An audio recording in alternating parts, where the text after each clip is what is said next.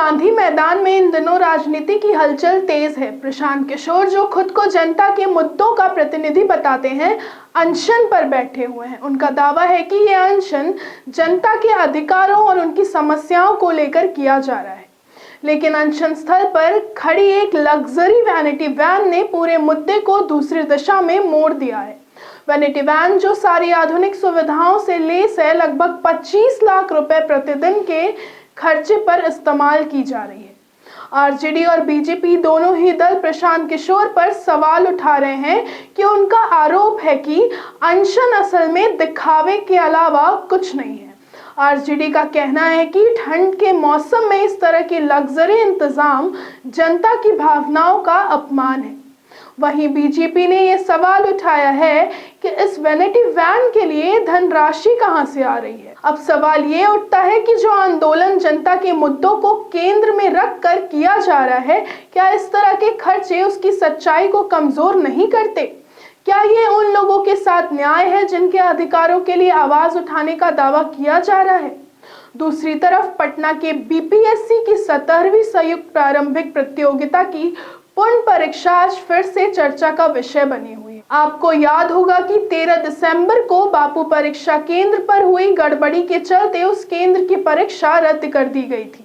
आज इस परीक्षा को पटना के 22 केंद्रों पर फिर से आयोजित किया जा रहा है, जहां करीब 12,000 परीक्षार्थी हिस्सा ले रहे हैं। शुक्रवार को पटना में छात्रों ने जमकर प्रदर्शन किया। सुबह के समय उन्होंने ट्रेनों को रोका, जिसके कारण यातायात व्यवस्था बाधित रही। दिन में गांधी मैदान और गर्दनी भाग में धरना प्रदर्शन हुआ और शाम को मशाल जुलूस निकालकर राज्य सरकार और बीपीएससी के खिलाफ नारेबाजी की गई। परीक्षा के दौरान कदाचार रोकने के लिए जिला प्रशासन ने कड़े इंतजाम किए। परीक्षा केंद्रों के आसपास 100 मीटर के दायरे में निषेधाज्ञा लागू कर दी गई। आसपास के सभी फोटो स्टेट और साइबर कैफे बंद करा दिए गए हैं। 22 जोनल मजिस्ट्रेट, 24 स्टैटिक मजिस्ट्रेट और 7 उड़नदस्ता दल की तैनात की गई है। लेकिन छात्रों का यह भी कहना है कि प्रशासन की ये कदम उनकी आवाज को दबाने की कोशिश है। उनका मानना है कि समस्याओं का समाधान केवल परीक्षा केंद्र बदलने से नहीं होगा, बल्कि पूरी प्रक्रिया की जांच होनी चाहिए। प्रशांत किशोर का अनशन और बीपीएससी परीक्षा विवाद दोनों ही अलग अलग लेकिन महत्वपूर्ण मुद्दे हैं।